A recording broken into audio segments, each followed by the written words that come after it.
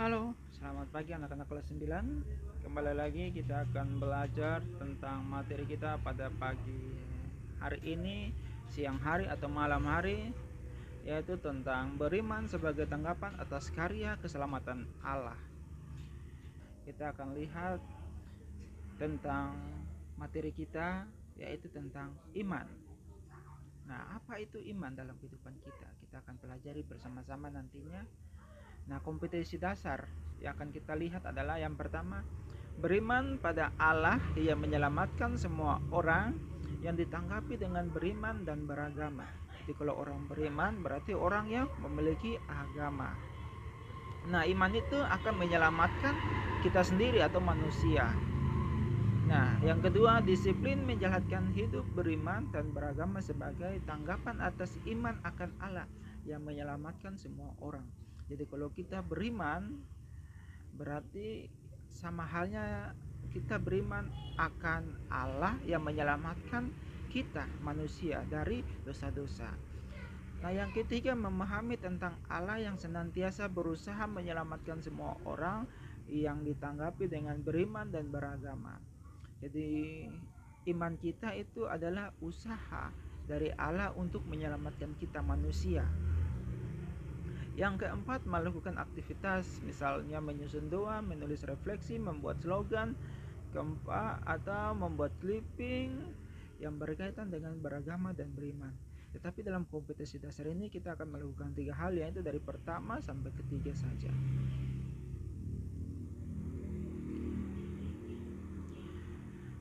Baik, kita akan masuk ke dalam materi kita. Kalau kita berbicara tentang iman, pasti ada wahyu. Wahyu itu apa? Wahyu itu adalah pewartaan. Karena kalau orang mau beriman, dia harus memahami tentang pewartaan, warta atau wahyu dari Allah sendiri. Nah, artian dari wahyu ialah dalam teologi Kristiani dapat dirumuskan sebagai berikut. Pernyataan Allah yang tak kelihatan, misterius, yang tak mungkin dihampiri manusia dengan kemampuan sendiri. Jadi isi pewahyuan adalah dari Allah sendiri dan rahasia kehendaknya. Jadi pewahyuan itu adalah pewartaan dari Allah sendiri. Dan itu adalah rahasia kita umat yang percaya dengan Allah. Nah, kita masuk kepada iman, pengertian tentang iman. Kalau wahyu adalah Allah sendiri yang menyapa manusia, maka dari pihak manusia diharapkan tanggapan atas sapaan itu. Tanggapan ini disebut iman. Nah, iman adalah sikap menyerahkan diri manusia dalam pertemuan pribadi dengan Allah. Nah, jadi kenapa iman itu sangat berkaitan dengan wahyu. Nah, wahyu tadi adalah sebagai pewartaan dari Allah. Nah, kalau iman itu adalah tanggapan. Bagaimana kalau Allah menyampaikan sesuatu kepada kita, kita menanggapinya dengan baik.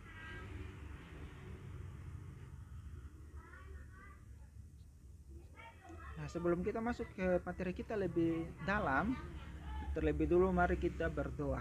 Dalam nama Bapa dan Putra dan Roh Kudus. Amin.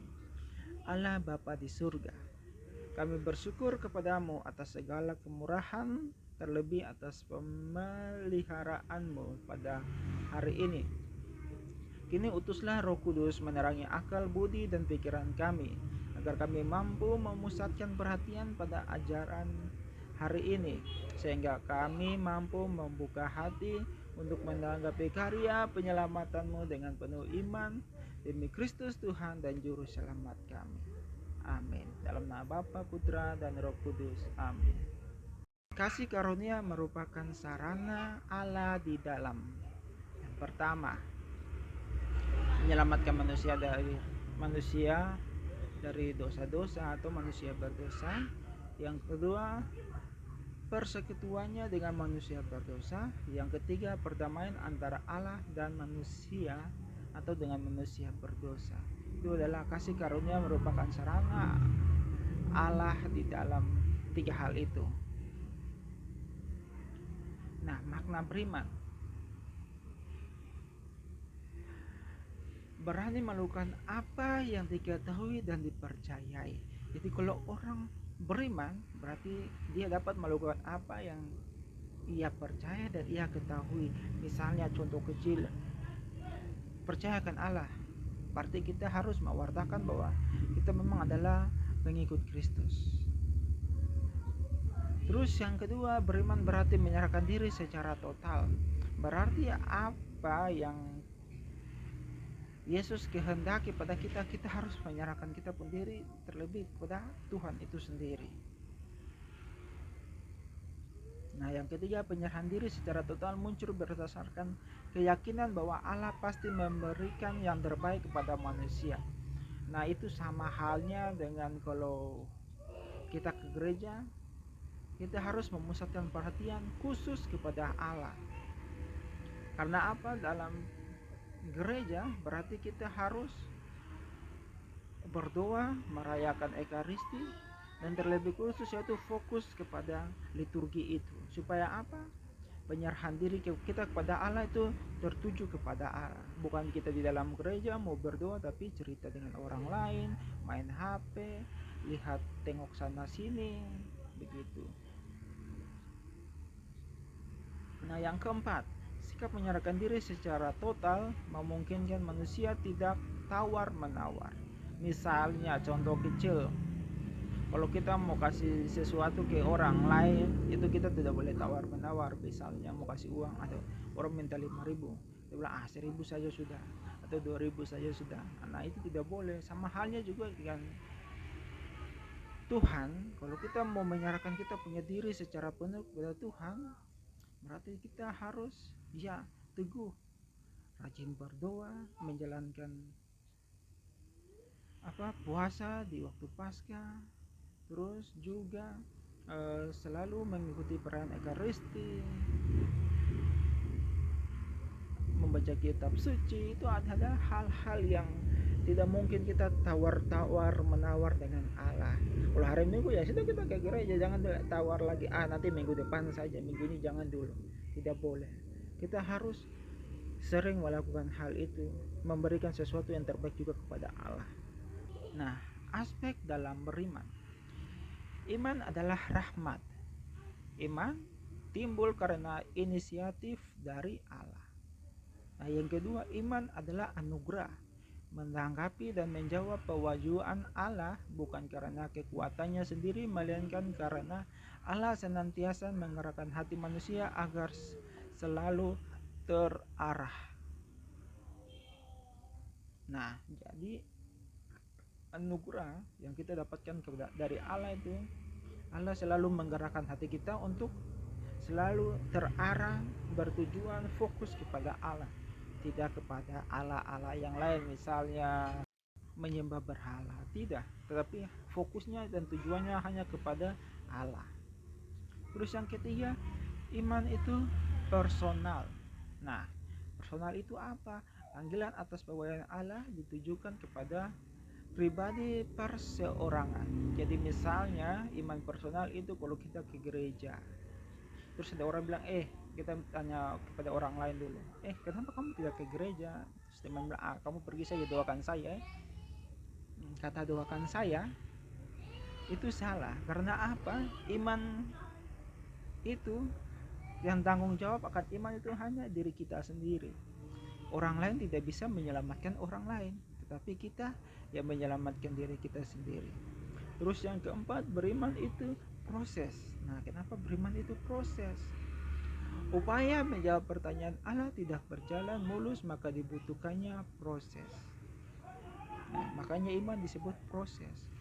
Iman itu seperti kita sekolah, prosesnya panjang untuk menjadi sarjana, mendapati ijazah, menjadi cita-cita kita. Nah, itu proses. Sama seperti halnya juga dengan iman. Iman itu juga proses, butuh proses. Nah, yang kelima, iman berkembang dalam kebersamaan dengan orang lain. Nah, mengapa bilang iman itu berkembang dalam kebersamaan dengan orang lain? Kalau kita mengembangkan iman, kita juga membutuhkan orang lain untuk mengembangkan iman kita. Orang tua, keluarga, guru, atau katekis, Nah, seperti begitu. Jadi mereka juga turut mengembangkan iman kita. Nah, manusia dibenarkan karena perbuatan-perbuatannya, bukan hanya karena iman. Lihat dalam dalam kitab Yakobus ayat 2 pasal 14 sampai 26. Yesus pun secara tegas mengatakan, bukan setiap orang yang berseru, Tuhan, Tuhan, aku akan masuk kerajaan surga, melainkan dia yang melakukan kehendak Bapakku yang di surga. Nah, itu dalam Injil Matius 7 ayat 21. Sedangkan dalam kitab Yakobus juga mengatakan bahwa iman tanpa perbuatan pada hakikatnya adalah mati. Kenapa disebut iman tanpa perbuatan pada hakikatnya adalah mati? Misalnya contoh kecil, kalau kita beriman kepada Kristus atau kita beriman iman Katolik, terus kita pergi makan di warung, tapi kalau kita tidak berdoa, tidak buat tanda salib, sama halnya saja dengan kita tidak punya agama.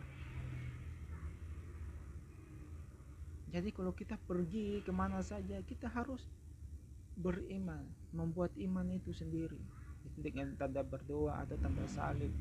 Itu adalah kepercayaan atau iman kita.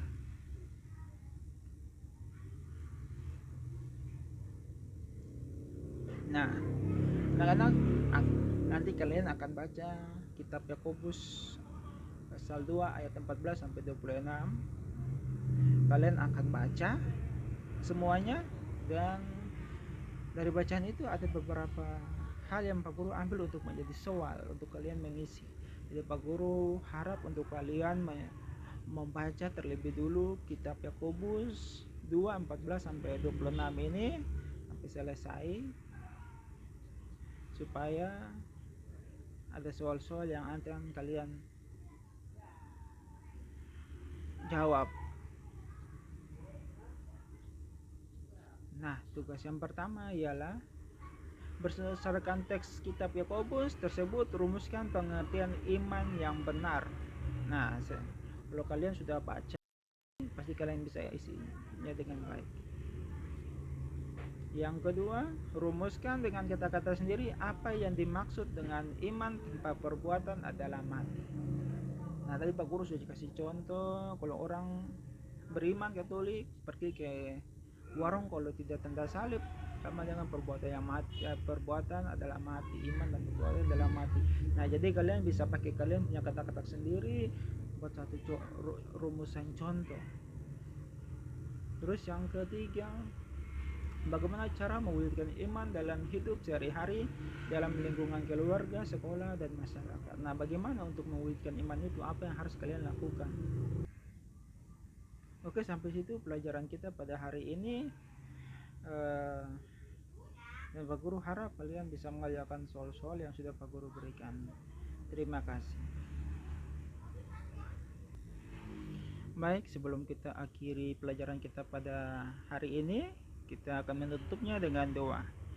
Dalam nama Bapa dan Putra dan Roh Kudus. Amin.